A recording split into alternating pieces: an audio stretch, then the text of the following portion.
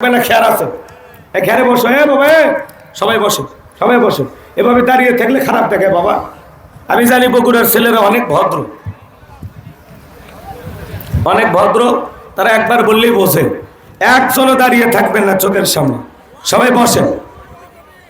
যে যে যে 2-1 মিনিটের মধ্যে দিয়ে দেন, আমরা না হলে আলোচনায় চলে যাবো ইনশাল্লাহ। কষ্ট দেবো না বাজান, দিনের বেলায় সময় কম, তাড়াহুড়ো হয়ে গেছে, আপনারাও তাড়াহুড়ো করতেছেন, আমিও তাড়াহুড়ো করতেছি আসলে।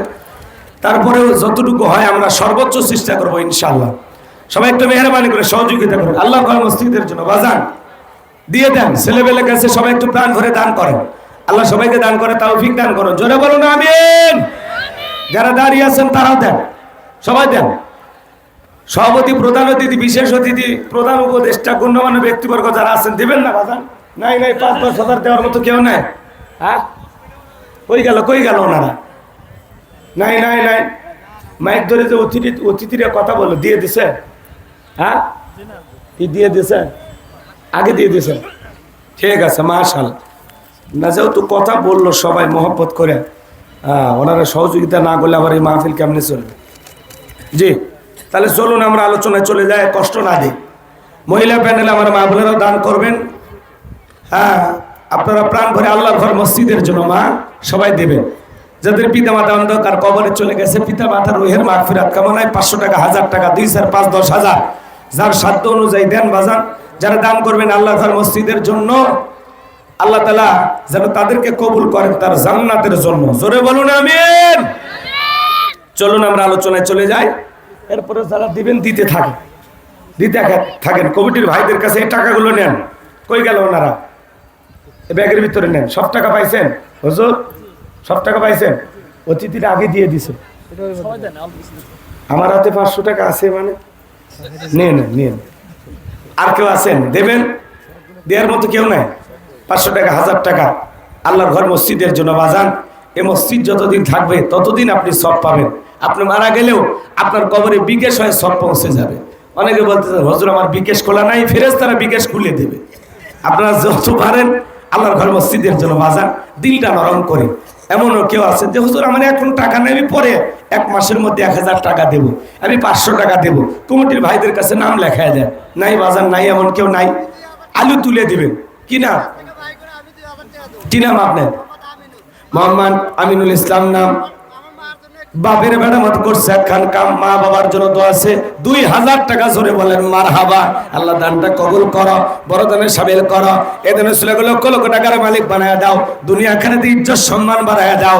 জোরে বলেন আমিন। আর 1 মিনিট এর মধ্যে দিলে দিবেন, না দিলে আমি অজে চলে যাব। কেউ আছেন বাজান? আছেন?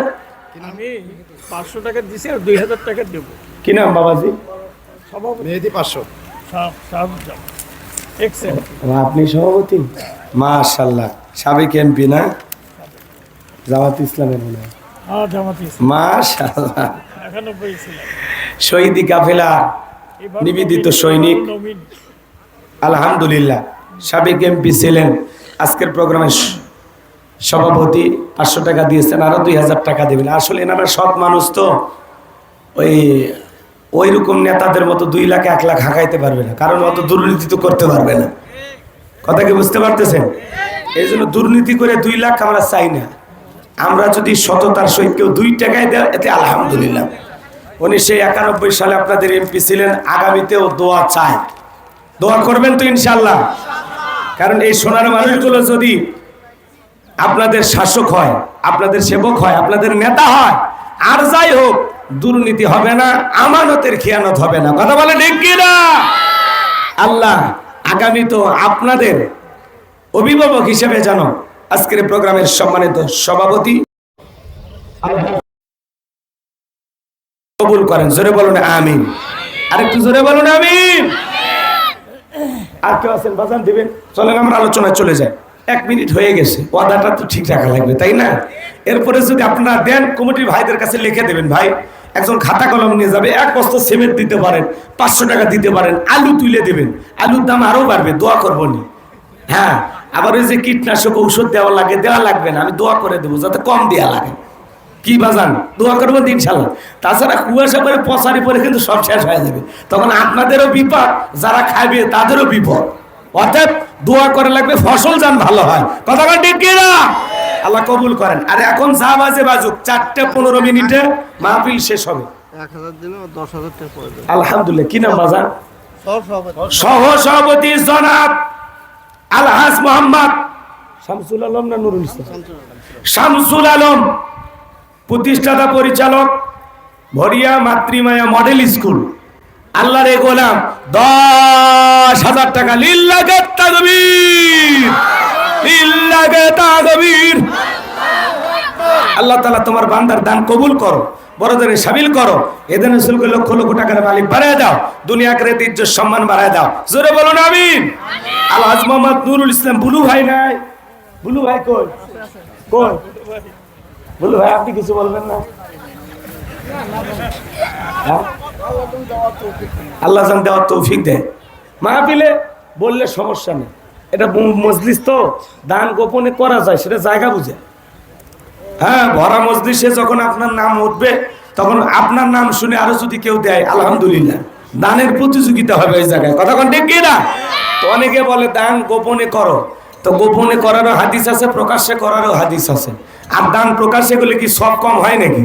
কোন হুজুর কইছে গোপনে কোন জায়গায় দান করবেন?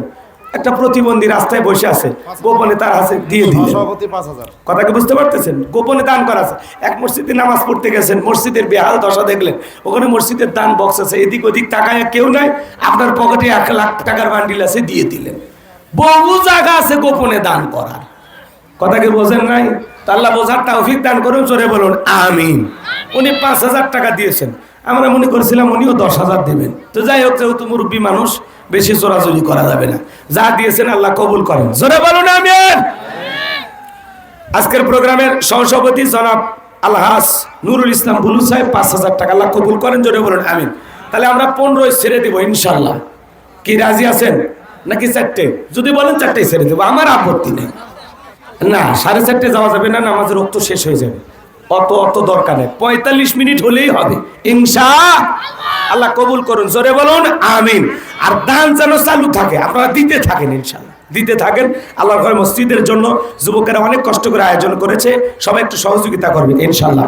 আমি ডাইরেক্ট ভূমিকা ছাড়া আলোচনা করব। কথা বলবো পবিত্র কোরআনুল কারীমের 23 নম্বর সূরা, সূরা নাম্বার 23, বাতিলের হবে সাইজ ইনশাআল্লাহ। বলেন আমি করবো ওয়াজ, আপনারা দেবেন আওয়াজ, জবাব দিবেন ঠিক ঠিক, আলোচনা হবে কমপ্লিট। শ্রোতাদের স্পিরিটে বাড়ে, বক্তার হিট, আলোচনা হবে জায়গা মতো ফিট। ঘুমাইলে কিন্তু আর সারবে না। কি ভাই ঘুমাইছেন আপনারা? তাকবীর দেন, লিল্লাহে তাকবীর।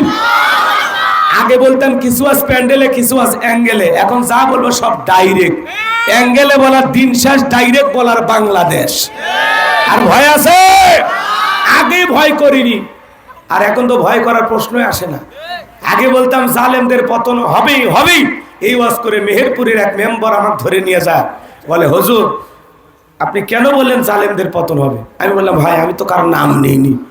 তখন বলতেছে জালেম কার আমরা বুঝি না, আমরাই তো জালেম। আর কি বুঝাবেন ভাই? তো এই হলো ওদের অবস্থা ছিল।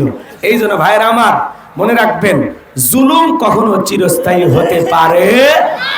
সিরিয়ার জালেম 24 বছর ক্ষমতায় ছিল, পালাইয়া গেছে। কথা কয় না কেন? ওই দেশেও নাকি আয়না ঘর পাওয়া গেছে। রাগ করতেছেন মনে হয়, লম্বা করব না বাবাজিরা আমার। তাহলে পবিত্র কোরআনুল কারীমের 23 নম্বর সূরা, সূরাটির নাম সূরাল মুমিনুন। মোট আয়াত আছে 118, রুকু আছে 6টি। বিশ্বনবীর মক্কার জিন্দেগিতে আল্লাহ তাআলা এই সূরাটি নাজিল করেছেন। চিৎকার মেরে বলুন আল্লাহু আকবার। 18 নম্বর পারার প্রথম সূরা। আল্লাহ মুমিনদের জন্য সূরা আল মুমিনুন নাজিল করেছেন, অবিশ্বাসী কাফিরদের জন্য সূরা কাফিরুন নাজিল করেছেন। যারা হলো দুদুল্যমান, দুই নৌকায় পা দিয়ে চলে, মুখে বলে একটা, অন্তরে আর একটা, দুমুখো সাপ। বৃষ্টি যেদিকে সাদা ধরে সেদিকে গোলালু মার্কা, সব তরকারিতে চলে। ওদের নাম কি? মুনাফিক। এই মুনাফিকদের জন্য আল্লাহ পাক একটি সূরা নাজিল করেছেন, সূরার নাম হলো মুনাফিকুন। মুনাফিক চেনা বড় কঠিন। ওরা ইসলাম নামের গাছের গোড়া কেটে মাথায় পানি ঢালে। কথা বলে ঠিক কিনা? চুপ করে থাক ধোকাবাজ, চোখে তোদের নাহি লাজ। চুপ করে থাক ধোকাবাজ, চোখে তোদের নাহি লাজ। গোড়া কেটে মাথায় ঢালো পানি, তোদের চিনি আর কতকাল করবি রে শয়তানি। মুনাফিকদের স্বভাব হলো ইসলাম নামের গাছের গোড়া কেটে মাথায় পানি ডালে। ওরা সকালবেলা কোরআনের মাহফিলের অনুমতি দিত, সন্ধ্যাবেলায় পুলিশ পাঠায় বন্ধ করত। কথা বলেন। হজ করার পরে আলহাজ মুনাফিক হতে পারে, দাড়ি টুপি থাকার পরে মুনাফিক হতে পারে। নবীর পিছনে নামাজ পড়ে লোকটা যদি মুনাফিক হয়, আপনার আমার পিছনে নামাজ পড়ে তার সাথে বড়টা হবে। কথা কোন ঠিক কি না? এজন্য আজকে আমি মুনাফিকদেরকে নিয়ে আলোচনা করব না, আমি কাফেরদেরকে নিয়ে আলোচনা করব না, আমি আলোচনা করব আল্লাহর ভিআইপি মুমিন বান্দাদেরকে নিয়ে। চিৎকার মেরে বলুন সুবহানাল্লাহ। জবান ছেড়ে সবাই মহব্বতে আমার সঙ্গে আওয়াজ দিয়ে পড়ুন, আউযু বিল্লাহি মিনাশ শাইতানির রাজীম, বিসমিল্লাহির রাহমানির রহিম। বিতাড়িত মোর্দা শয়তানের কাছ থেকে আল্লাহ পাকের কাছে আশ্রয় প্রার্থনা চাচ্ছি। পরম করুণাময় দয়ালু আল্লাহ তাআলার নামে শুরু করছি। সূরার নাম সূরা আল মুমিনুন। মনে থাকবে তো ইনশাআল্লাহ? আমার ভাইরা, যে কোনো আয়াত বা সূরার তাফসীর করতে হলে কোন প্রেক্ষাপটে কোন সময় আল্লাহ তাআলা সেই সূরাটি বা আয়াতটি নাজিল করেছেন, সেই নাজিলের প্রেক্ষাপট জানা দরকার আছে না? না। আরবিতে বলা হয় শানে নজুল। যদি শানে নজুল আলোচনা করা হয় তাহলে তাফসীর বুঝতে সহজ হয়। তাহলে নবীজির উপরে আল্লাহ তাআলা কোন সময় কোন প্রেক্ষাপটে সূরা আল মুমিনুনের এই আয়াতি কারিমাগুলো নাজিল করেছেন, সেই নাজিলের প্রেক্ষাপট জানা দরকার আছে না? নাই? জোরে বলেন, দরকার আছে না? নাই? ভাই আগেই বলছি, একটু কথা বলা লাগবে। ঘুমাইছেন আপনারা? এক কথা একবারেই যথেষ্ট। বলেন, শানে নজুল জানার দরকার আছে না? নাই? আমার ভাইয়েরা গভীর মনোযোগ দিয়ে শুনবেন। নবীজির প্রিয় সাহাবী হযরত ওমর ফারুক ডেকে বলেন, আমি মৌমাছির গুনগুন আওয়াজ শুনলাম। ডানে তাকায় মৌমাছি নাই, বামে তাকায় মৌমাছি নাই। বিশ্ব নবীর চেহারা মোবারকের দিকে তাকায় দেখি নবীজি ফিসফিস করে কি যেন তিলাওয়াত করতেছেন। হযরত ওমর ফারুক ডেকে বলেন, আমার বোঝার বাকি রইল না, আসমান থেকে নবীজির উপরে কোরআনুল কারীম নাজিল হচ্ছে, আর বিশ্ব নবী কোরআনুল কারীম রিসিভ করতে ব্যস্ত। বলুন সুবহানাল্লাহ। মৌমাছির বনবন ভনবন আওয়াজ হলে কোরআনুল কারীম নাজিল হয়। দপ্তরি ছুরির ঘন্টায় বাড়ি মারে টনটন আওয়াজ হলে কোরআনুল কারীম নাজিল হয়। নবীজি যখন ঘোড়ার উপরে থাকতেন, ওই সময় যদি কোরআনুল কারীম নাজিল হয়তো, ওহির ভারে ঘোড়ার পা গুলো বালুর ভিতরে ডেবে যেত। বলুন আল্লাহু আকবার।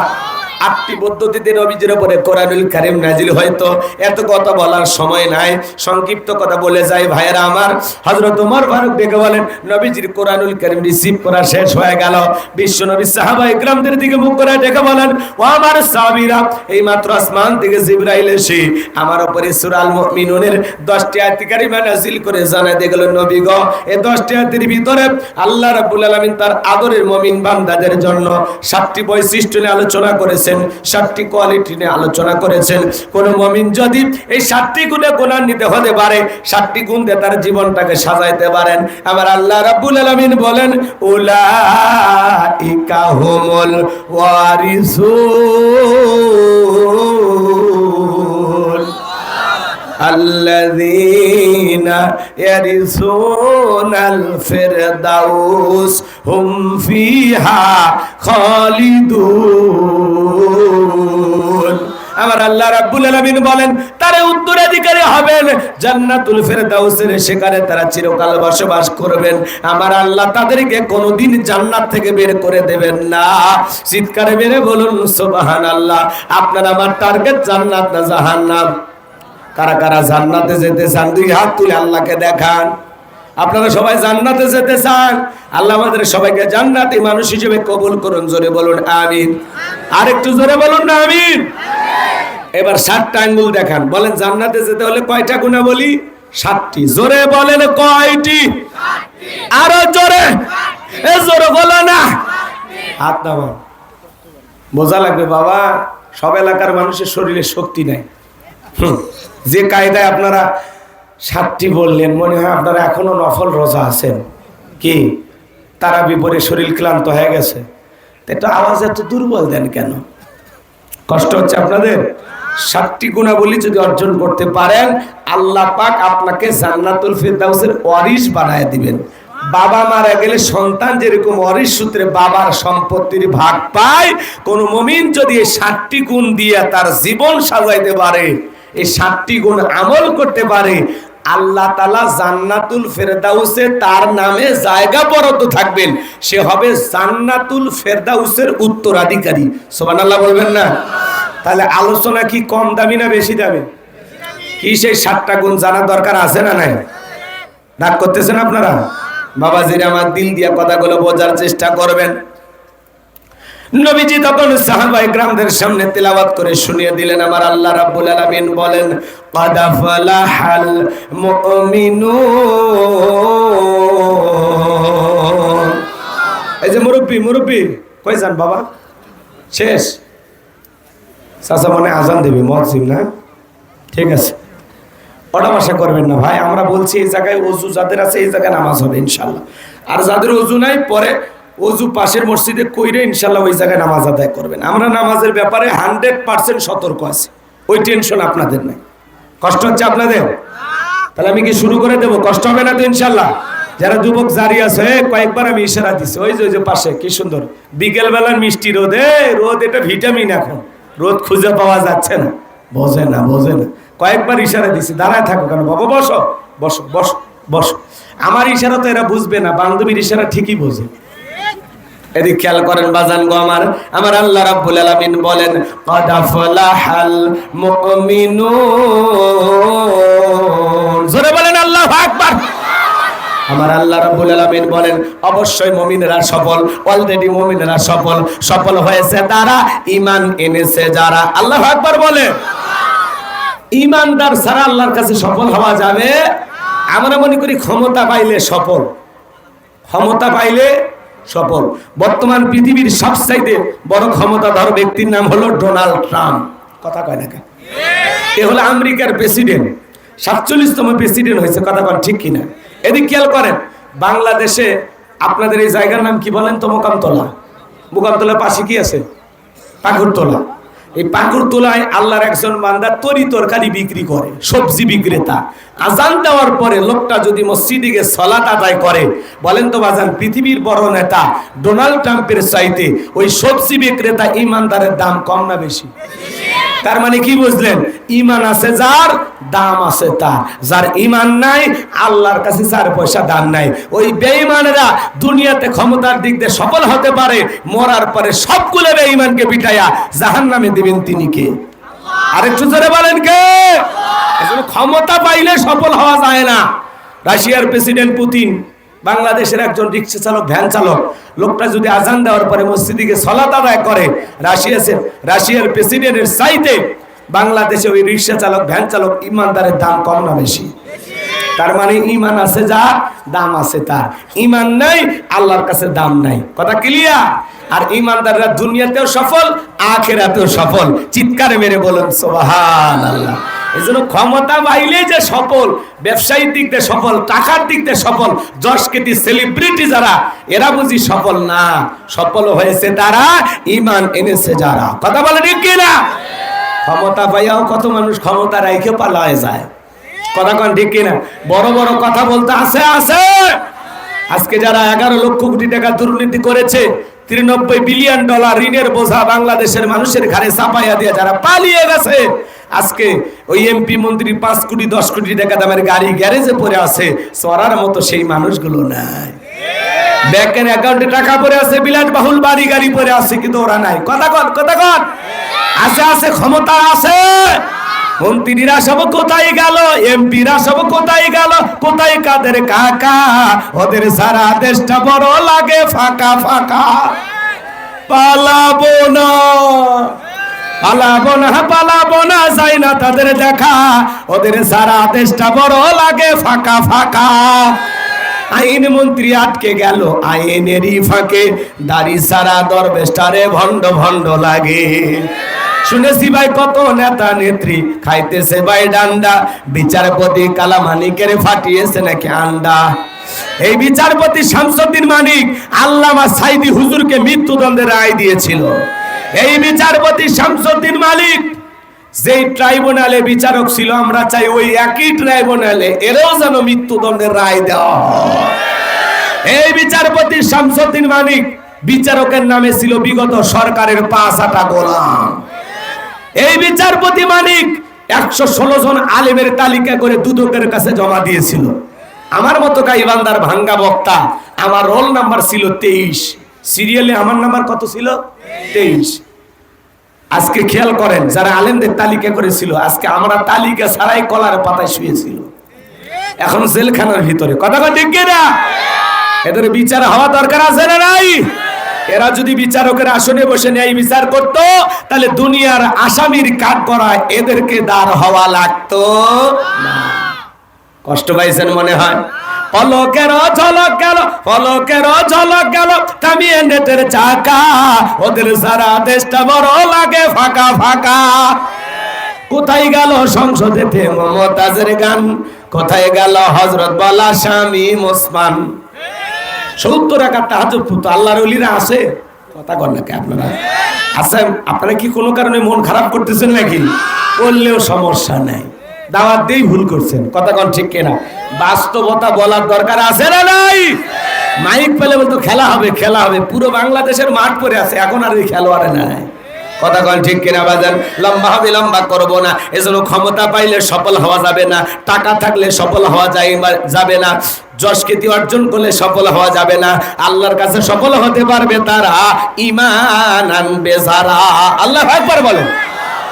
এজন্য আল্লাহ বলেন ক্বাদ আফলাহাল মুমিনুন, অবশ্যই মুমিনেরা সফল, অলরেডি মুমিনেরা সফল। সফল হয়েছে তারা ঈমান এনেছে যারা। আপনার চেহারা কারো ফর্সা হোক, লম্বা হন, খাটো হন, ধনী হন, গরিব হন, তাতে কোনো সমস্যা নাই। আপনার ভিতরে ঈমান আছে, আল্লাহর কাছে আপনার দাম আছে। আল্লাহর কাছে যদি দামি হতে পারি, এই জীবনে আর কিছু চাওয়ার আছে? জোরে বলেন আছে? আল্লাহ ভালোবেসে মুসলমানের ঘরে জন্ম দিয়া জান্নাতের রাস্তায় একটু আগায় দিয়েছে।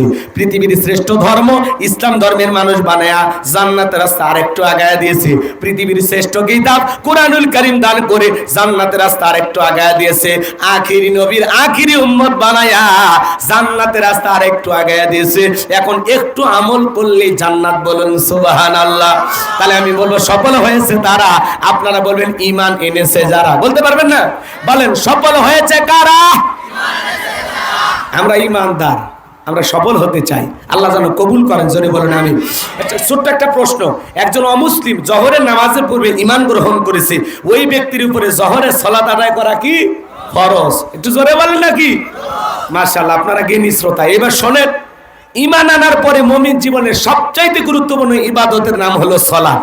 আল্লাহ যখন 7টি কোয়ালিটি 7টি গুণাবলী আলোচনা করলেন, 1 নাম্বার সালাত দিয়ে শুরু করলেন।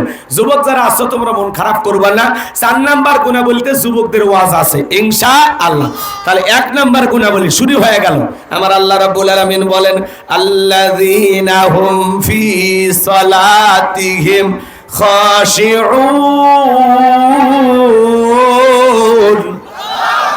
মুমিন বান্দার 1 নাম্বার গুণাবলী, যারা নিজেদের সালাত বিনয়ের সহিত নম্রতার সহিত আল্লাহর ভয় নিয়ে আদায় করে।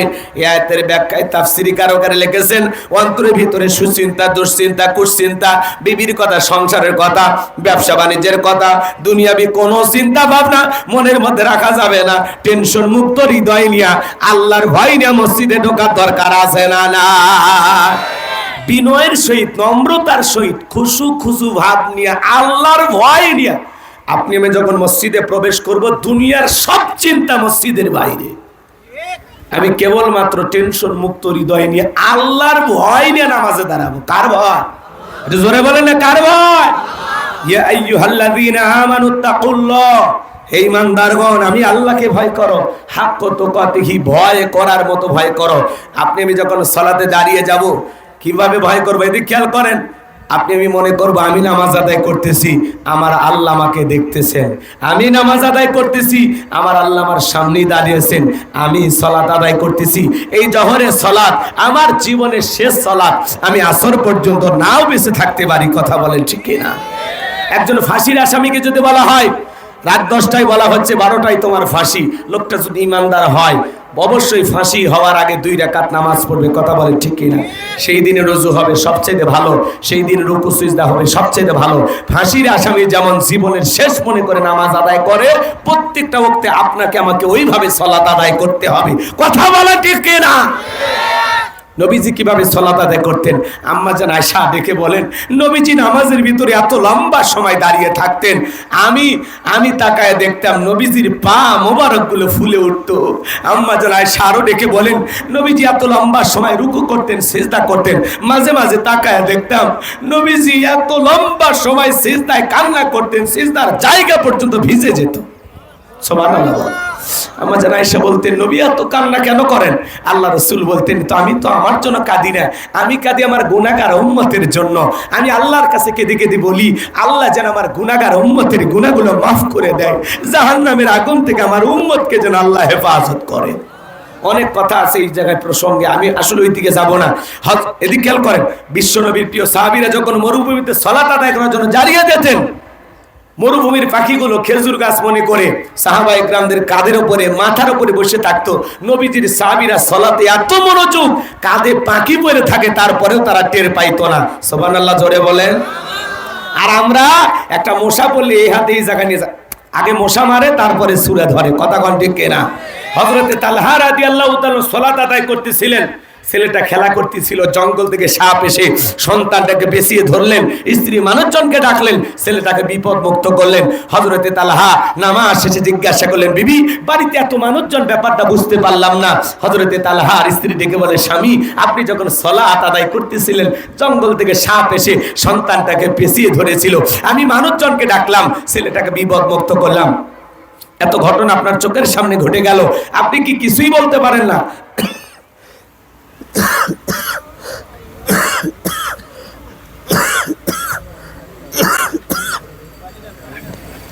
হযরতে তালহা ডেকে বলেন, বিবি রে, নামাজের মধ্যে মন যদি এদিক সেদিক চলে যায়, তাহলে নামাজ তো আর নামাজ থাকে না। আল্লাহু আকবার। আর আপনি আমি নামাজ পড়ি মুকাম তোলা, মন চলে যায় ফাঁসি তোলা, নামাজ পড়ি ভরিয়া, মন চলে যায় ডালিয়া। কথা কন। নামাজ পড়ে বগুড়া, মন চলে যায় মাগুরা। নামাজের ভিতরে দাঁড়ায়া আমাদের মন খালি ছটফট করে, দুনিয়াবি নানান চিন্তা ভাবনা নামাজের মধ্যে মনে হয়। মাঝে মাঝে দুনিয়াবি এত কথা নামাজের মধ্যে মনে হয়, নামাজ 2 রাকাত চলতেছে না 3 রাকাত চলতেছে মনে থাকে না। মাঝে মাঝে নামাজের ভিতরে দুনিয়াবি এত কথা মনে হয়, এত চিন্তা এসে ভর করে, সিজদা 2টা দিলাম না 1টা দিলাম, নামাজের মধ্যে ব্রেক করে চিন্তা করা লাগে। এরকম হয় কি না? এজন্য আমাদের পাগল মন, আমাদের মন খালি ছটফট করে। কথা বলেন ঠিক কিনা? আর আমরা নামাজের ব্যাপারে বড় তাড়াহুড়ো করি। এক চাচা মিয়া এত তাড়াহুড়ো করে ওযু করছে, এক ঠ্যাং না ধুয়ে মসজিদে ঢুকছে, টাইসালা মসজিদ পিছলে খায়া, চাচা একদিক লঙ্গি একদিক। মানুষ বলে, চাচা আগে লঙ্গি ঠিক করেন, করে আগে জামাত ধরি। আছে না নাই? এরকম তাড়াহুড়ো করে বাজান গো আমার, এই তাড়াহুড়ো করে নামাজ পড়লে হবে না। আপনাকে নামাজ পড়তে হবে ধীরস্থিরভাবে, সময় নিয়ে। আপনি আল্লাহর ঘরে গেছেন আল্লাহকে ইবাদতের মাধ্যমে খুশি করার জন্য, এই তাড়াহুড়ো ছটপটানি নামাজ দিয়ে হবে না। 2 রাকাত 2 মিনিটে শেষ, 4 রাকাত 4 মিনিটে শেষ, এই 4G 5G গতির নামাজ দিয়ে হবে না। যখন আসে রমজান মাস, প্রত্যেকটা মসজিদে মনে হয় নামাজের প্রতিযোগিতা শুরু হয়ে যায়। কথা কন নাকি আপনারা? কোন মসজিদে কত তাড়াতাড়ি পড়া যায়, যে হুজুর বেশি স্পিরিটে পড়ায় ওই হুজুরের নাম দিয়েছে বিদ্যুতের গতি। কয় আমাদের হুজুর বিদ্যুতের গতি ফেলকে, কয় 20 মিনিটে সব শেষ। সোনার মক্কা মদিনায় গেলাম, আল্লাহ তাআলা তার এই গোলামকে তারাবি পড়ার সুযোগ করে দিয়েছিলেন। আরে ভাই, সে জায়গায় নামাজ পড়লাম, সময় লাগলো 1 ঘন্টা 45 মিনিট। 1 ঘন্টা 45 মিনিট, আর আপনি 20 মিনিটে 20 রাকাত। কথা কন নাকি আপনারা? ইমাম আর মুসল্লি একসাথে জোহরের 4 রাকাত নামাজের নিয়ত বেঁধেছে, ইমামের 2 রাকাত হওয়ার আগে মুসল্লি 4 রাকাত শেষ। হুজুর এবার জিজ্ঞাসা করছে, চাচা মিয়া আমার 2 রাকাত হয় না আর আপনার 4 রাকাত হয়ে গেল। বলে, হুজুর আপনাদের চর্চা কম। এরকম নামাজে আছে না নাই? আবার দেখবেন এদিক নামাজের ভিতরে আল্লাহ কি বলেছেন, আল্লাযীনা হুম ফি সালাতিহিম খাশিউন, যারা নিজেদের সালাত বিনয়ের সহিত, নম্রতার সহিত আল্লাহর ভয় নিয়ে আদায় করে। একজন প্রধানমন্ত্রীর সামনে যদি আপনি দাঁড়ান, কি করবেন? বেয়াদবি করবেন? হ্যাঁ, প্রধানমন্ত্রীর সামনে যা ঠ্যাঙ্গাটা ব্যাখ্যা করে বসবেন? কেমনে বসবেন? আদব দেখাবেন না? একটা সরকার বা প্রধানমন্ত্রীর সামনে গেলে অবশ্যই আদব দেখাবেন। একটা প্রধানমন্ত্রী থেকে যে যতটুকু আদব দেখাবেন তার চাইতে বেশি আদব আর ভদ্রতা নিয়ে নামাজের সময় দাঁড়াতে হবে। কারণ আপনি আল্লাহর সামনে দাঁড়িয়েছেন আল্লাহকে সেজদা দেওয়ার জন্য, তামাশা করার জন্য নয়। আপনি নামাজ পড়তে পড়তে টুপি ঠিক করেন, দাড়ি চুলকান, লঙ্গি ঠিক করেন, আপনার লঙ্গি এত খুলে যায় আপনি রশি বাঁধবেন, আপনি রশি বাঁধবেন। কথা কন ঠিক কিনা? নামাজ পড়তে পড়তে ফোন রিসিভ করে বলে হ্যালো আমি নামাজে আছি, 2 রাকাত চলতেছে। ওরে বাবা, এরকম মুসল্লি আছে না নাই? এই নামাজ আল্লাহর দরবারে কবুল হবে না। নামাজ পড়তে হবে নামাজের মতো, ইবাদত করতে হবে আল্লাহকে খুশি করার জন্য। কথা বলে ঠিক কিনা? এবার আল্লাহ রাব্বুল আলামিন বলেন কুল ইন্না সালাতি ওয়া নুসুকি ওয়া মাহইয়ায়া ওয়া মামাতি লিল্লাহি রাব্বিল আলামিন। সূরা আনাম আয়াত নাম্বার 162। আল্লাহ রাব্বুল আলামিন ডেকে বলেন নবীজি আপনি বলুন আমার নামাজ, আমার কুরবানি, আমার জীবন, আমার মরণ লিল্লাহি রাব্বিল আলামিন, আসমান জমিনের প্রতিপালকের জন্য। তাহলে মুমিন জীবনের সব ইবাদত হবে আল্লাহর সন্তুষ্টি অর্জনের জন্য, আল্লাহকে পাওয়ার জন্য। কথা বলেন ঠিক কিনা? 5 ওয়াক্ত সালাত নফল না ফরজ, এটা তো ডিউটি। নবীজির জামানায় ফজরের নামাজের সময় মসজিদ কানায় কানায় পূর্ণ ছিল, জুমার নামাজের সময় একই দৃশ্য, মসজিদ কানায় কানায় পূর্ণ ছিল। আর আমরা হতভাগা বাংলাদেশের মুসলমানেরা জুমার নামাজের জন্য মসজিদ ভাঙ্গা 2 তলা 3 তলা করা হয়, আর ফজরের নামাজের সময় এক কাতার মুসল্লিও হয় না। কি কথা কি হয়েছে? খেপছেন কেন? হ্যাঁ কি বলেন? খারাপ কিছু বলতেছেন? ঝড় তুলছেন কেন? পেছনে কথা বলা হবে না। জুমার নামাজের জন্য মসজিদগুলো আমরা ভেঙে ভেঙে 2-3 তালা করি। কথা কর। আচ্ছা বাজান, যারা জুমার সালাত পড়লো, আসর মাগরিব এশা এগুলো পড়া লাগবে না? কথা বলেন না কেন? আচ্ছা এগুলো সময় নাই, বাইরে থাকে, ব্যবসা বাণিজ্যের কাজে ব্যস্ত থাকে, ফজরের সময় যায় কোথায়? গ্রামে 200 মানুষ বিচ্ছুন্ন নামাজে পাওয়া যায় না কেন রে ভাই? কথা কন নাকি আপনারা? ওয়াজ মাহফিল দিচ্ছেন মানে? মসজিদের উন্নয়নের জন্য মাহফিল হলো, ইমানের উন্নয়নের জন্য কি কিছু করার দরকার নাই? মসজিদ ভালো করার জন্য টাকা কালেকশন করা হচ্ছে, আর এখন ওই মসজিদে নামাজ পড়ার জন্য মুসল্লি কালেকশন করব। কি রাজি আছেন? কারা কারা আল্লাহর ঘরে গিয়ে সিজদা দিবেন হাত তুলে দেখা। লিল্লাহে তাকবীর। এই যে হাত তুলে ওয়াদা দিয়েছেন, ইমানদার যদি হয়ে থাকেন ওয়াদা অনুযায়ী কাজ করা লাগবে। দেখি তো আজকের আসরের নামাজ কয়জন পড়ে? হাত তো নামা। রাগ করতেছেন আপনারা? এজন্য বাজান খালি মসজিদটা সুন্দর করলে হবে না, ওই মসজিদে যারা সালাত আদায় করবে তাদের ঈমানটাও সুন্দর হওয়ার দরকার আছে না নাই? কিয়ামতের ময়দানে সর্বপ্রথম সালাতের হিসাব হবে। কথা বলেন ঠিক কিনা? এইজন্য এদিক খেয়াল করেন, নামাজ নামাজের মতো আদায় করতে হবে, নামাজ দিয়ে তামাশা করার কোনো সুযোগ নাই। কথা বলেন ঠিক কিনা? আমরা জুমাকে যেভাবে গুরুত্ব দিচ্ছি প্রত্যেকটা ওয়াক্তকে ওইভাবে গুরুত্ব দিতে হবে। 5 ওয়াক্ত সালাত এটা তো ফরজ, পাশাপাশি আল্লাহ তাআলা কি বলেন? গভীর নিশিতে রাতের 2টা-1টার দিকে উঠা বিবির ভালোবাসা ত্যাগ করিয়া, আরামের বিছানা ত্যাগ করিয়া, ঠান্ডা পানিতে ওযু বানায়া, নিরালায় নিবৃত্তিতে যায় নামাজে দাঁড়িয়ে যায় যারা, আল্লাহর প্রিয় পাগল বান্দা তারা। তাহাজ্জুদ যারা আদায় করে আল্লাহ তাদের মর্যাদা বাড়িয়ে দেয়। সুবহানাল্লাহ বলেন। ওই তাহাজ্জুদের জায়নামাজে আপনি ফিস ফিস করে যা বলতেছেন, আপনার এই ফিস ফিস আওয়াজ আরশের মালিক আরশে বসে শুনতেছে। সুবহানাল্লাহ, একটু জোরে বলেন না। আপনি ফিস ফিস ফিস ফিস করে বলতেছেন, আপনার মনের দুঃখ কষ্ট, হ্যাঁ তওবা ইস্তেগফার যা পড়তেছেন, গুনাহ মাফ চাইতেছেন, রিজিক চাইতেছেন। আরে ভাই ফেসবুকে দুঃখ শেয়ার করে লাভ নাই, দুঃখ শেয়ার করতে হবে আল্লাহর সাথে, জায়নামাজের মাধ্যমে, সিজদার মাধ্যমে। কথা বলেন। তাহলে দেখবেন জীবনের প্রত্যেকটা ঘাটে ঘাটে সফল হতে পারবেন। যারা জায়নামাজে সিজদা দিয়ে মালিকের সাথে গভীর নিচিতে প্রেম জমাইতে পারে, ইবাদতের মাধ্যমে আল্লাহর প্রিয় হতে পারে, এরা চাইতে দেরি, আল্লাহ এদেরকে দিতে দেরি করে না। চিৎকার মেরে বলেন সুবহানাল্লাহ। তাহলে গভীর নিচিতে ইবাদত হবে কার? আল্লাহ বলেন ওয়াল্লাযীনা ইয়াবিতুনা লিরাব্বিহিম সুজদাও ওয়া কিয়ামা। সূরা ফুরকানে আল্লাহ পাক জানিয়ে দিলেন, যারা রাত্রি জাগরণ করে আমি আল্লাহকে সিজদা দেয়, আমি আল্লাহর জন্য দণ্ডায়মান হয়, তাহলে গভীর নিশিতে সিজদায় দণ্ডায়মান হওয়ার দরকার আছে না নাই? জোরে বলেন, আল্লাহর জন্য দণ্ডায়মান হওয়ার দরকার আছে না নাই? তাহলে গভীর নিশীতে তাহাজ্জুদের সালাত কারা কারা আদায় করবেন? করবেন তো ইনশাআল্লাহ। এটা একটা আলাদা নামাজ। এই নামাজের মধ্যে একটা আলাদা মহব্বত আছে। ডিস্টার্ব করা কেউ নাই। জোহর তাড়াহুড়ো করে পড়া লাগে, মাঠে কাজ আছে। আসর তাড়াহুড়ো করে লাগে, বাজার। মাগরিব তাড়াহুড়ো করে পড়া লাগে, এশাও তাড়াহুড়ো করে পড়া লাগে।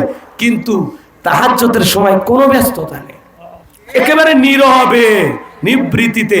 এমন নামাজি কেউ আছেন যে হুজুর আমি 2 রাকাত নামাজ পড়ছি 2 ঘন্টা ধরে? পাওয়া যাবে ভাই? পাওয়া যাবে না। অথচ রাসূল আকরাম সাল্লাল্লাহু আলাইহি ওয়াসাল্লামের সাহাবীরা 2 রাকাত নামাজে সারা রাত কাটাইছে। সুবহানাল্লাহ কর। তো ওনারা জান্নাতে যাবেন, আমরা যাব? অতি সহজ। জান্নাতে যাওয়ার জন্য নেক আমল করতে হবে, পছন্দের আমল করতে হবে। বলা যায় না নামাজের মতো নামাজ যদি পড়েন, অল্প নামাজই আপনার জান্নাতে যাওয়ার ব্যবস্থা আল্লাহ করে দেবেন। কথা বলে ঠিক কি না? তাহলে আমরা পারবো তো ইনশাআল্লাহ। এই যুবকে, এরাও রাত জাগে কিন্তু ইবাদত করে না। এরা রাত জাগে ইউটিউব ইন্টারনেট ঘাটাঘাটি করিয়া, ইমো মেসেঞ্জারে সেটিং করিয়া কথা বলে। সারা রাত ইমো মেসেঞ্জারে বান্ধবীর সাথে সেটিং করে, হ্যালো জান, খাইছো, ঘুমাইছো। মেয়ে রাগ করে বলে আজকে ভাত খাবো না। বলে তুমি না খেলে আমিও খাবো না। নিজের মা খাইছে কিনা খবর নেয় না, বাবা খাইছে কিনা খবর নেয় না। বান্ধবী না খাইলে ওই দুষ্ট যুবকের মুখে খাবার ওঠে না। সারা রাত চ্যাটিং কইরা ফজরের আজান হয় যখন, ওই হাইব্রিড যুবক ঘুমাইতে যায় তখন। যুবক রে, এই ঘুম ভাঙলে সকাল, না ভাঙলে পরকাল। কথা বলেন, কথা বলেন। কেমন করে ঘুমাও তুমি, ওরে বগুড়ার যুবক, কেমন করে ঘুমাও তুমি ফজর করে কাজা? এমন তো হতে পারে ও তোমার জহরে জানাজা। এজন্য যুবক রে, তোমাদের পায়ে হাত দিয়ে অনুরোধ করে বলে যায়, আজ থেকে নামাজ ধরবা, নামাজ ছাড়বা না রে যুবক। আল্লাহকে সিজদা দেওয়ার মধ্যে মজা আছে। মুমিন জীবনের সবচাইতে তৃপ্তির জায়গা হলো সিজদা। কথা কয়, আমি আল্লাহর গোলাম, আমি আসামি, অপরাধী। আমি আসামির মতো হাত তুলে সিলিন্ডার করে মাথাটা আল্লাহর কুদরতি কদমে নত করলাম। একজন মুমিনের সবচাইতে আনন্দের মুহূর্ত হলো সিজদা। পারবো তো ইনশাআল্লাহ। মাথা নত করেন মালিকের কাছে, পুরো পৃথিবীর কাছে মাথা আল্লাহ উঁচু করে দেবে। পারবো তো ইনশাআল্লাহ, পারবো তো ইনশাআল্লাহ। আমার ওয়াজ কি এই প্যান্ডেলের এই জমিনের উপরে থাকবে, নাকি মসজিদে ঢুকে আমল করবেন ইনশাআল্লাহ? শুধু মসজিদে নামাজ তাকওয়া দেখলে হবে না। যারা সালাত আদায় করবে তাদের অন্তরেও তাকওয়া থাকার দরকার আছে না নাই? আল্লাহর ভয়ে আজ থেকে 5 ওয়াক্ত সালাত আদায় করব ইনশাআল্লাহ।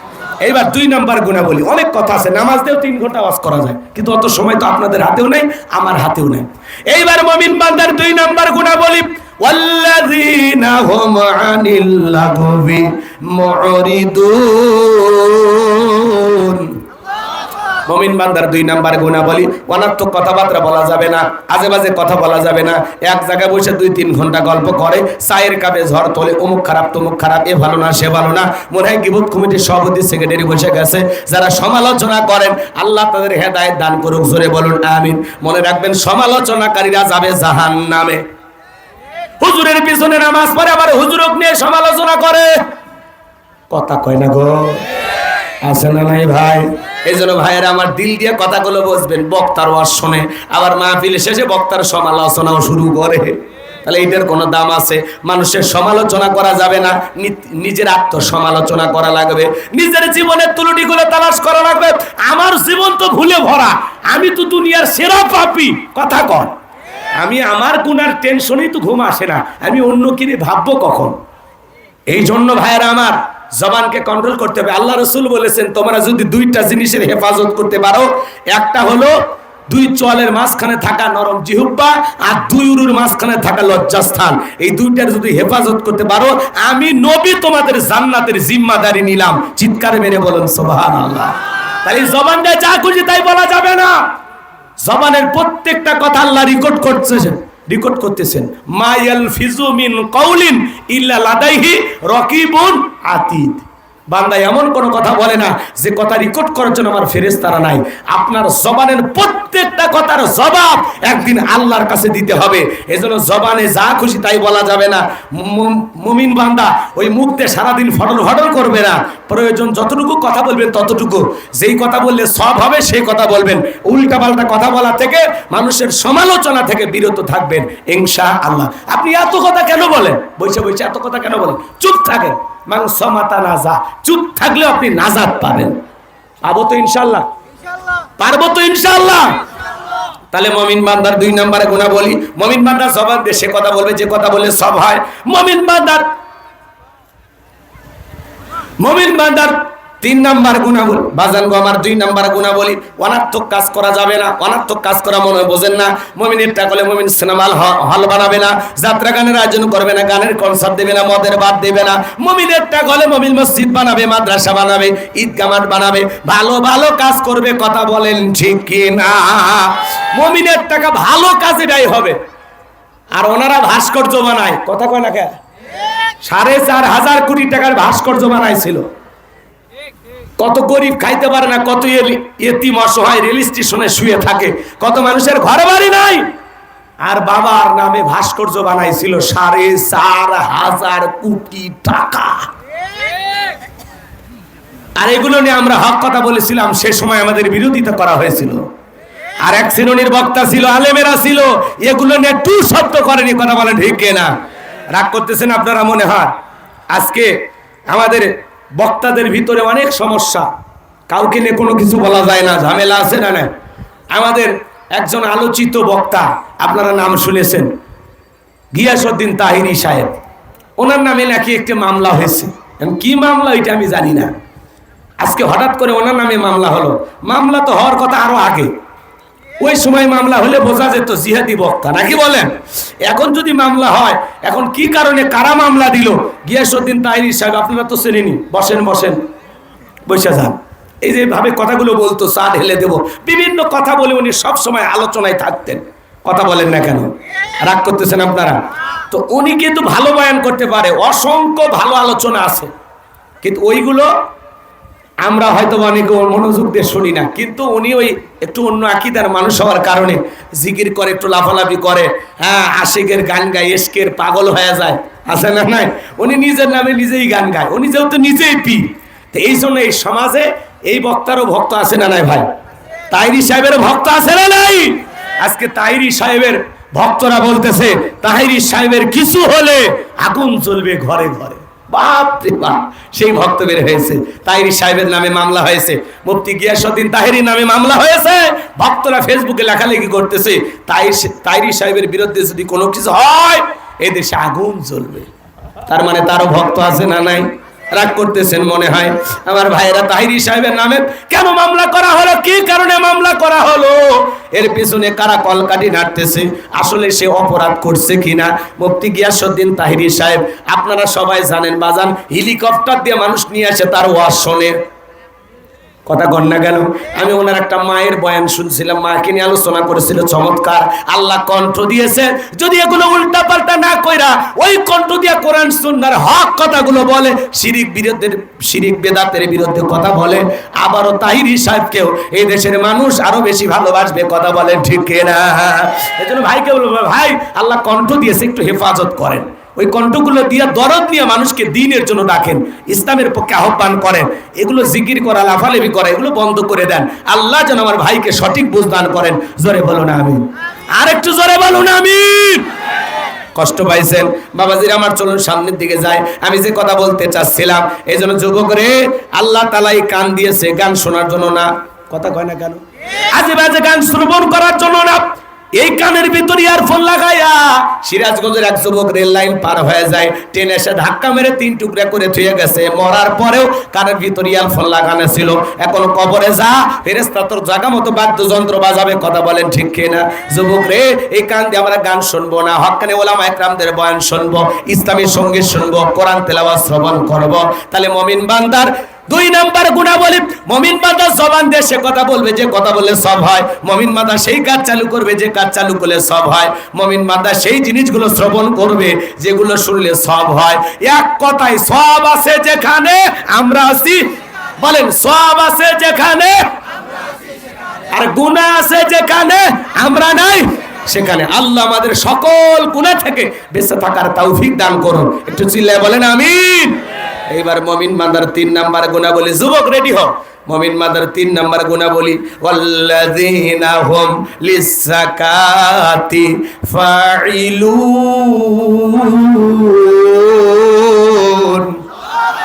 মুমিন বান্দার 3 নম্বরে গুণাবলী, আল্লাহ যদি মুমিন বান্দাকে নিসাব পরিমাণে সম্পদের মালিক বানায় দেয়, মুমিন বান্দাকে আল্লাহ তাআলা যদি ধনী বানায় দেয়, মুমিন বান্দার সক্রিয়ভাবে হিসাব করে করে বছরে কয় লাখ টাকার কয় হাজার টাকা যাকাত আসবে, কয় কোটি টাকার কয় লাখ টাকা যাকাত আসবে, মুমিন বান্দা হিসাব করে করে বছরে একবার যাকাত দেবে কার ভয়ে? একটু জোরে বলেন, যাকাত দেবে কার ভয়ে? যাকাত নফল না ফরজ? নামাজ আদায় করা যেমনি ফরজ, যাকাত প্রদান করাও তেমনি ফরজ। কথা বলেন ঠিক কিনা? যাকাত আসছে দারিদ্রতা বিমোচন করার জন্য, যাকাত আসছে অভাব মুক্ত সমাজ রাষ্ট্র দেশ গড়ার জন্য, যাকাত আসছে পথে পড়ে থাকা অবহেলিত মানুষের মুখে হাসি ফোটানোর জন্য, যাকাত আসছে রাস্তার এপারে 10 তালা এপারে গাছতলা তার ব্যবধানকে দূর করার জন্য। বলুন আল্লাহু আকবার। আমাদের বাংলাদেশের অর্থনীতি যাকাত ভিত্তিক না সুদ ভিত্তিক? জোরে কর। আচ্ছা দিনের বেলা ঘুমাইছে শ্রোতা? আপনারা ঘুমাইছে? আচ্ছা সুদের কথা বললে এত রাগ করেন কেন? বলেন তো বাংলাদেশের অর্থনীতি যাকাত ভিত্তিক না সুদ ভিত্তিক? সুদ ভিত্তিক অর্থনীতি হালাল না হারাম? এই হারাম অর্থনীতি দিয়ে কোশ্চিন কালেও বাংলাদেশকে দারিদ্র মুক্ত করা সম্ভব নয়। বাংলাদেশকে দারিদ্র মুক্ত করতে হলে যাকাত ভিত্তিক অর্থনীতি চালু করা লাগবে। যাকাত ভিত্তিক অর্থনীতি চালু করে একটা যাকাত মন্ত্রণালয় চালু করা লাগবে। আর এই যাকাত মন্ত্রণালয়ের দায়িত্ব এদেশের বিজ্ঞ ইসলামিক স্কলার দিনের দায়ী আলেমদের কাঁধে দেওয়া লাগবে। ওই ডালচোর গুমচোর বিকাশের টাকা চোর ওদেরকে দেওয়া যাবে না। কথা কয় না কেন?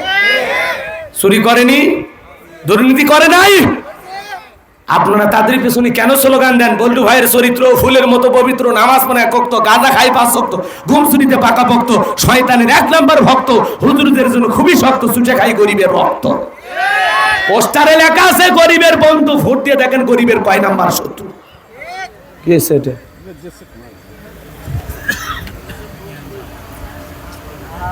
বাপ রে বাপ, রাগ করতেছেন আপনারা? একটা প্রশ্ন আসছে, স্বামীর ডান পাশে ঘুমানো যাবে কিনা?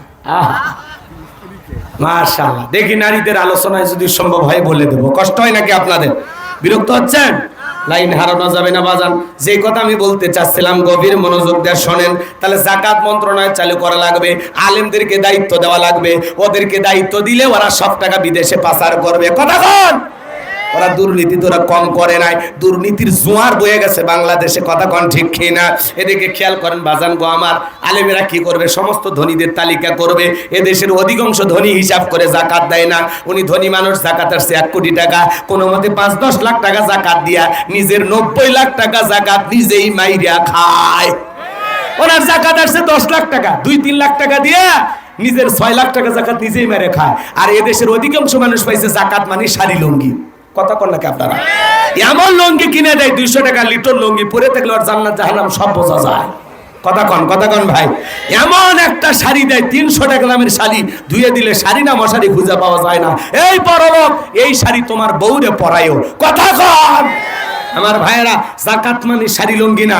আর দিলে 5000 দেওয়ার দরকার নাই, 200 দেন, ভালো দেন, মান সম্পূর্ণ কাপড় দেন, খালি টাকা দিয়ে সংখ্যা বাড়ায়। আবার কিছু কিছু দোকানে লেখা থাকে এখানে যাকাতের শাড়ি লুঙ্গি সুলভ মূল্যে বিক্রয় করা হয়। যারা দোকানের সামনে এটা লেখা রাখে না, ওই সাইনবোর্ড নিয়ে দোকানদারক চাপে ধরবেন মন চায় আমার। কেন লেখা লাগবে এগুলো? ব্যবসা করতেছেন করেন, কাপড়ই কম দাম বেশি দাম থাকতে পারে, তুমি ওটি সাইনবোর্ড লাগছো কেন? এই দোকানদার আছে না নাই ভাই? খবরদার কারো দোকানের সামনে যেন এই সাইনবোর্ড না থাকে। রাগ করতেছেন মনে হয়? যাকাত মানে শাড়ি লুঙ্গি না। হযরত ওমর থেকে বলেন, তোমরা যাকাতের অর্থ এমন ভাবে দাও যাতে ওই ব্যক্তি যাকাতের জন্য আর কারো দুয়ারে লাইন না দেয়। আল্লাহু আকবার বলেন। এই ছেলেটা বেকার বসে আছে, যাকাতের 1.5 লাখ টাকা দিয়ে দেন, ছোটখাটো একটা পাকড় তোলায় দোকান ধরায় দেন। আল্লাহ যদি চায় বছর না ঘুরতে সে পরিবর্তন হয়ে যাবে। 5-7 বছর পরে এই ছেলে নিজেও যাকাত দিতে পারবে। কথা কয়? এই ছেলেটা বেকার বসে আছে, ওরা যাকাতের 1.5 লাখ টাকা দিয়ে একটা অটো ভ্যান রিক্সা কিনে দেন, এগুলো চালায় ভাগ্যের পরিবর্তন করবে।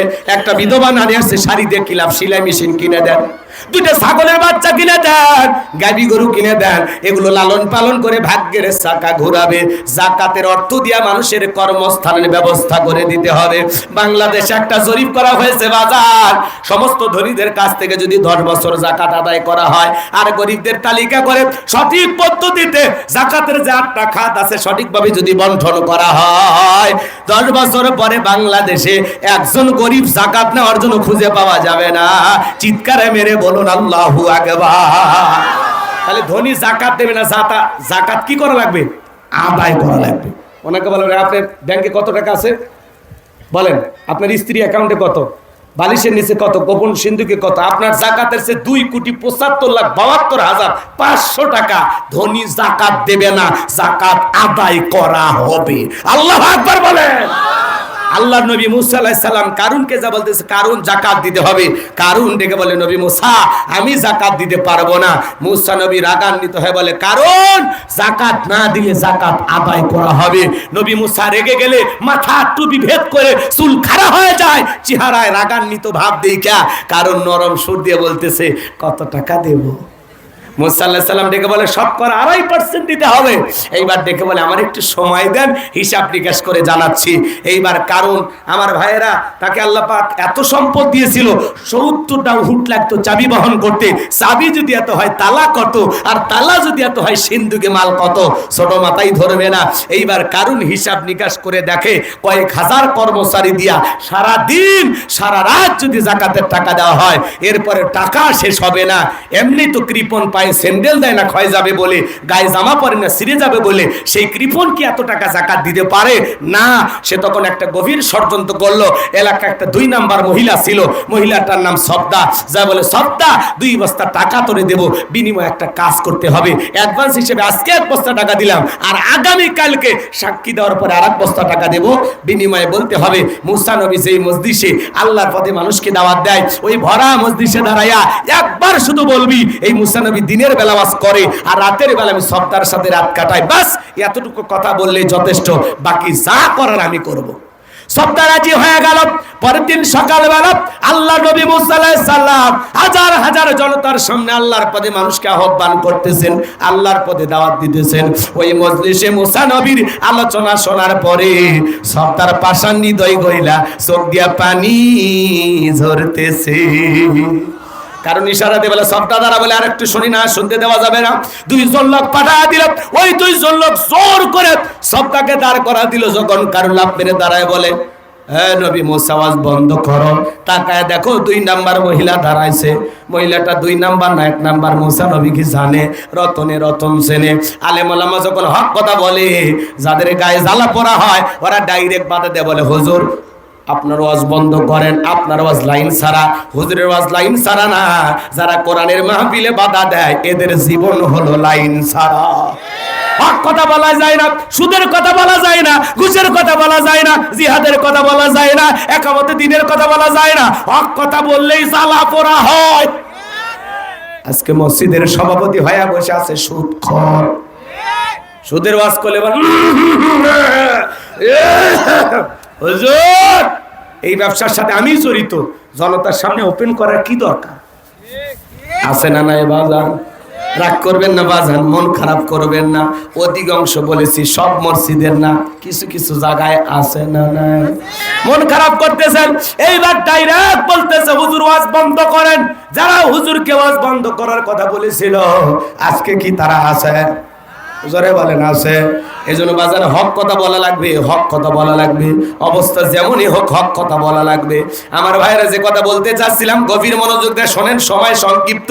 আমার ভাইয়েরা এইবার কারণ ডেকে বলে, সবদা তোমার যা বলার তুমি বলো, আমি তোমার সাথে আছি।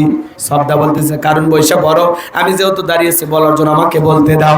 এইবার সবদা বলতেছে, জনগণ শোনো দিয়া মন, আমি জীবনে কোনোদিন মুসা নবীকে দেখি নাই। আজকে মুসা নবীর আলোচনা শোনার পরে আমার পাষাণ হৃদয় গইলা গেছে। আমি সিদ্ধান্ত নিয়েছি আর খারাপ কাজ করব না, অশ্লীল কাজ করব না। আমি তওবা করে ঈমান গ্রহণ করব। আল্লাহু আকবার। আলেমদের ওয়াজ শুনে বেনামাজি নামাজি হয়ে যায়, সুদখোর ঘুষখোর ভালো হয়ে যায়, বেপরদায় চলা মা বোনেরা পর্দা করে, দাড়ি কাটা যুবকটা দাড়ি রাখে। আলেমদের ওয়াজের মাধ্যমে এই দেশের মানুষ অনেকটা পরিবর্তন। এই ওয়াজ মাহফিল তাফসীর মাহফিল যদি না থাকতো বাংলাদেশের মানুষও লন্ডন আমেরিকার মতো হাফ প্যান্ট পরে ঘুরতো। কথা কোন ঠিক কি না? যতটুকু ভালো আছে মসজিদের মেম্বারের ওয়াজ আর এই তাফসীর মাহফিল, এটাই যদি যুবকদেরকে সুযোগ না দেন, ওরা পিকনিকের নামে নর্তকী নিয়ে এসে নাচাবে, কিচ্ছু বলতে পারবেন না। এই জন্য ঘরে ঘরে গ্রামে গ্রামে কোরআনের মাহফিলের বিরুদ্ধে নানা ধরনের ষড়যন্ত্র চলতেছে, কিন্তু আমরা কোরআনের মাহফিলগুলো চালু রাখবো ইনশাআল্লাহ। কোন ষড়যন্ত্রের ফাঁদে আমরা পা দেব না ইনশাআল্লাহ। ইনশাআল্লাহ আল্লাহ কবুল করে, জোরে বলুন আমিন। এবার শোনেন বাজান, আমার লম্বা হবে, আমি লম্বা করব না। শব্দ বলতেছে এ কারণ কেন লাফালাফি করতেছে আপনারা জানেন, গোপন তথ্য ফাঁস করে দিয়ে বলতেছে গতকাল রাত্রিতে কারণ আমার বাড়িতে গিয়েছিল, আমার 1 বস্তা টাকা দিয়েছে, আর 1 বস্তা টাকা দিবে হলেও আদা করেছে, বিনিময়ে আমাকে এই কথা বলতে হবে। মুসা নবী দিনের বেলা বাস করে আর রাতের বেলা আমি সফটার সাথে রাত কাটাই। আপনাদেরকে সাক্ষী রেখে বলতেছি মুসা নবীর চরিত্র ফুলের চাইতেও পবিত্র। ওই কারণ হলো আমি সফটার নিয়মিত ভক্ত। চিৎকার মেরে বলুন আল্লাহু আকবার। ওয়া মাকারু ওয়া মাকারাল্লাহ আল্লাহু খায়রুল মাকিরিন।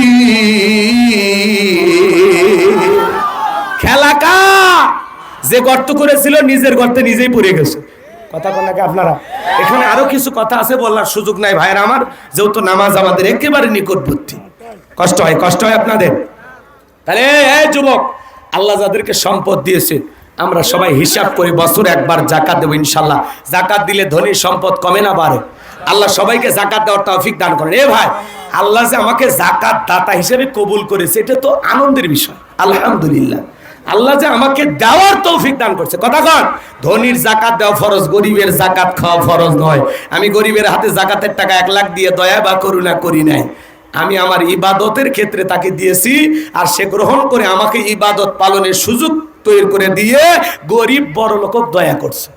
কথা কয় না কি ক্লিয়ার হয়েছে তো ইনশাআল্লাহ? তাহলে হিসাব করে যাকাত দেবেন তো ইনশাআল্লাহ, বছরে একবার। আল্লাহ দেওয়ার তৌফিক দান করুন। যাকাত নিয়ে আরো কথা আছে, যাকাত না দিলে আপনাকে এই সম্পদের কারণে জাহান্নামের কঠিন শাস্তি ভোগ করতে হবে।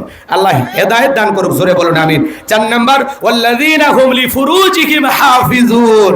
4 নাম্বার নিজের যৌবনটাকে সংযত রাখা, নিজের যৌবনটাকে কন্ট্রোল করা। হে যুবক, মুমিনের যৌবন হোটেলে বিক্রি হবে না, পার্কে বিক্রি হবে না। মুমিন কোনোদিন বিয়ের আগে অবৈধ কোনো প্রেম ভালোবাসার সম্পর্কে জড়িয়ে যেতে পারে না। যুবক, পায়ে হাত দিয়ে অনুরোধ করি, চরিত্রের হেফাজত করো। উল্টা পাল্টা মেসেজ পাঠান বন্ধ করো। কথা কয় না কেন? আল্লাহ যুবকদের হেদায়েত দান করুক। আসলে ওদেরকে নিয়ে আমার ওয়াজ করার খুব ইচ্ছে ছিল, 15-20 মিনিট পাইলে। যুবকদের ডিজিটাল কিছু আপডেট আলোচনা ছিল, ওইদিকে যাওয়া যাবে না, নামাজ যেহেতু নিকটবর্তী। এদিক খেয়াল করেন, তাহলে যৌবনকালের হেফাজত করার দরকার আছে না? নাই? আল্লাহ তাআলা শিশুকালের হিসাব নেবেন না, হিসাব নেবেন যৌবনকালের। কথা কয় না? তাহলে এই যৌবনকালে বেশি বেশি ইবাদত করতে হবে। যৌবনকালে লম্বা সময় রুকু করা যায়, সিজদা করা যায়, ঠান্ডা পানি দিয়ে ওযু বানানো যায়, যেটা বৃদ্ধ বয়সে সম্ভব হয় না। চাচিমা যদি গরম পানি করে দেয়, চাচার ভাগ্যে ওযু জোটে। চাচির গরম পানিও নেই, চাচার ভাগ্যে নামাজও নাই। কথা কয়।